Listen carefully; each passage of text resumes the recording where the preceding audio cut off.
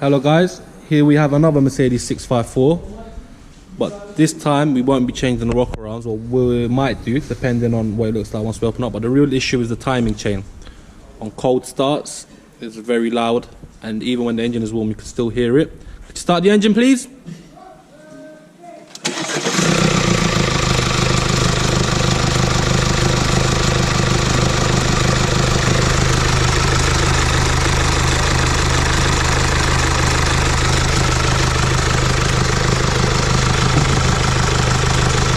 Okay, switch it off.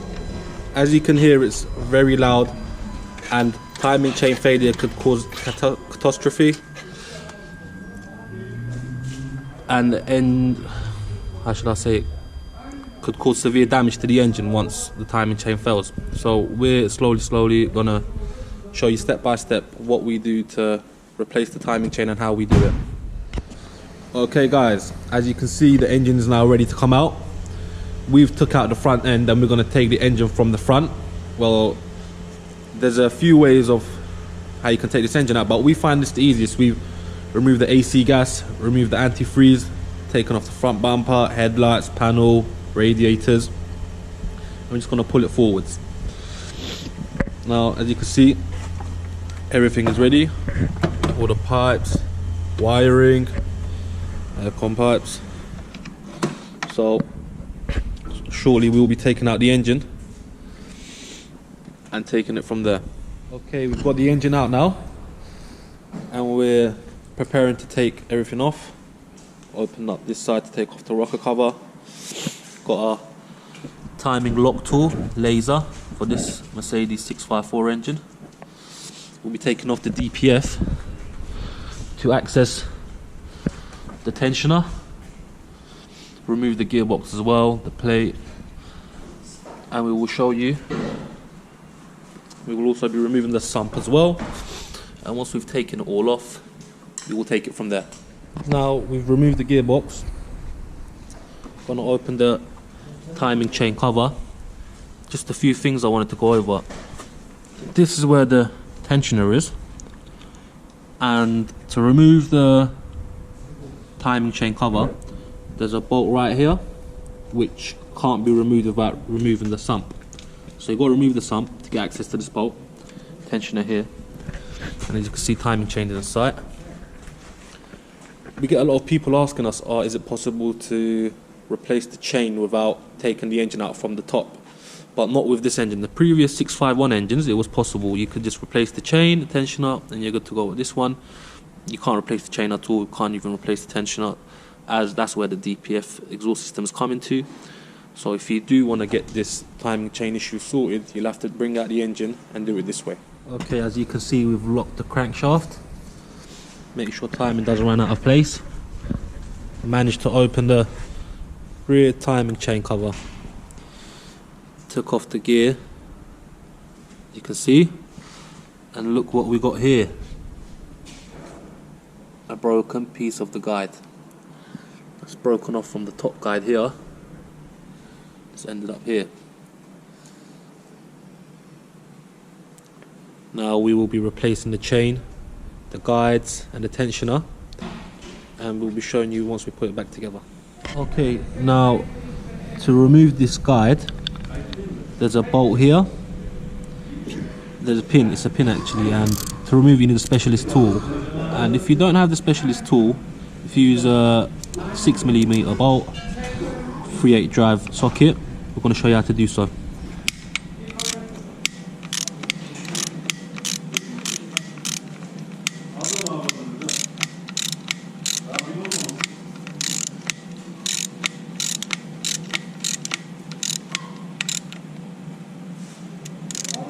Take it out one more.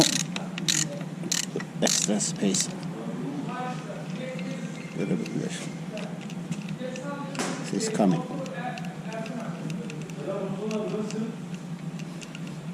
As you can see, it's coming out now.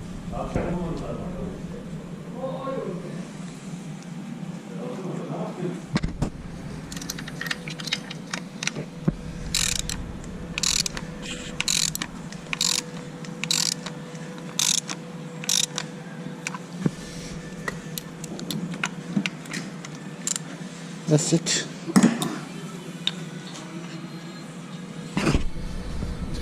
As you can see, we got it out, and the guide is out as well.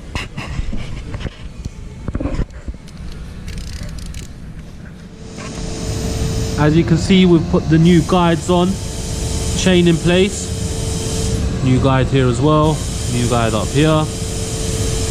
Now, here are the old guides. As you can see, small bits are broken.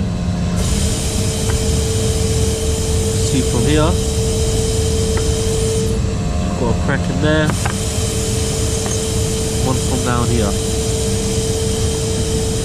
The reason the chain goes wrong is eventually over time the chain expands. As you can see, there's a slight bit of play within the chain. When that expands, it damages the guides and also has an effect on the timing, as you can see. Okay, so we've put the chain together, put the chain cover on, the idler gear as well. Before you put the idler gear on, as you can see, these bolts here, you need to make sure these are tight, and otherwise you can't get access to these bolts. And the same way when you're taking it off, you've got to remove the idler gear first, then you get access to the bolts. Now with this timing chain cover, as you can see, there's an oil canal inside. Turbo gets the oil feed from here, goes all the way there. And when you put the silicone around the timing chain cover, be extra careful. You don't want to block any of these holes, which will cause no oil allowing to travel, blocking up holes, and then God forbid you'll end up seizing the engine. Now we've still got the front on lock. We're waiting for the arrival of the new crank oil seal, my bad, and cover for the tensioner.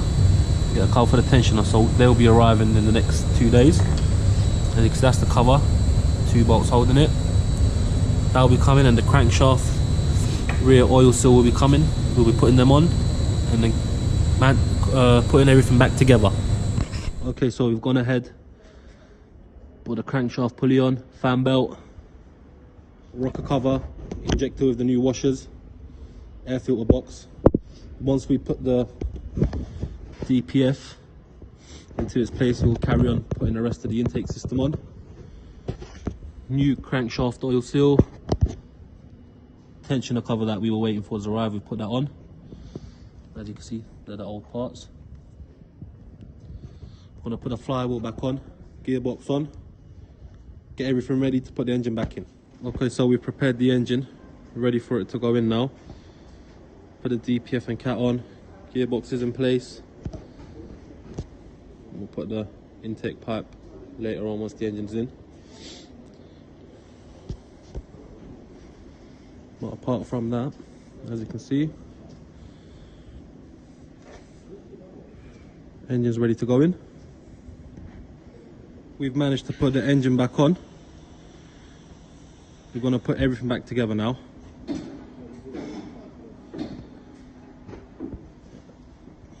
As you can see, engine sat nicely onto the engine mount this side, engine mount this side. I'm going to bolt the engine mounts on, put the front end on, change the engine oil and oil filter. Once everything's on, put the antifreeze on water as well, the front panel, bumper and the lights, and fill up the aircon gas and start up the vehicle. Okay, so we've put the engine back in, mounted the exhaust, ECU, wiring, engine oil inside, prop shaft underneath, and now we're going to start it up.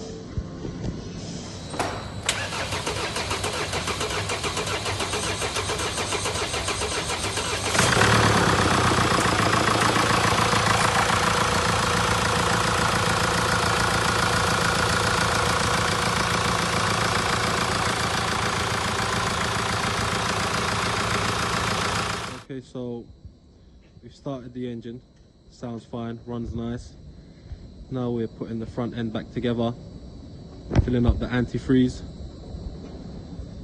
Once the front is on, we'll start up again, take it for a few test drives, make sure everything's good before we hand it over to the customer. Front end is on, bottom covers we're going to put on. Everything's running sweet. Plug the diagnostic in, see if there's any fault codes. Perfect. Gonna fill up the aircon gas, test drive it tonight, and have it ready to hand over to the customer.